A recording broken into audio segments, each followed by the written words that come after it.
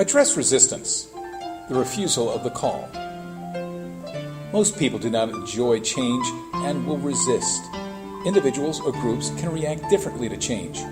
Audience members will often try to push back or try to find errors in your presentation because if they don't, they have to either live with the contradiction between their old position and the new one you've sold them, or opt to change.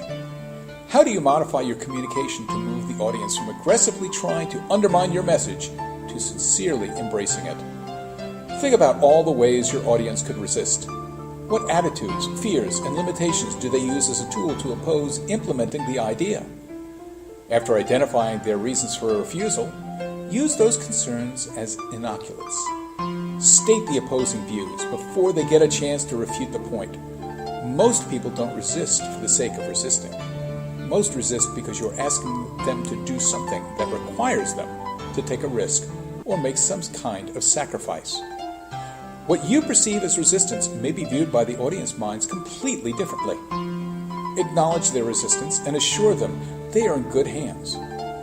Here are a series of questions you need to ask yourself while addressing why an audience can refuse the call.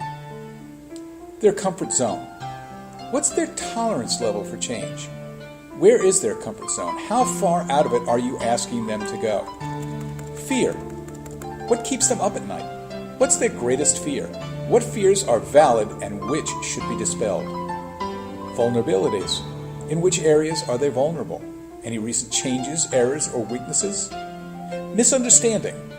What might they misunderstand about your message, the proposed change, or the implications? Why might they believe the change doesn't make sense for them or their organization? Obstacles. What mental or practical barriers are in the way? What obstacles cause friction? What will stop them from adopting and acting on your message? Politics. Where is the balance of power? Who or what has influence over them? Would your idea create a shift in power? Answering these questions will allow you to decide if the audience will perceive that the risk is worth the reward.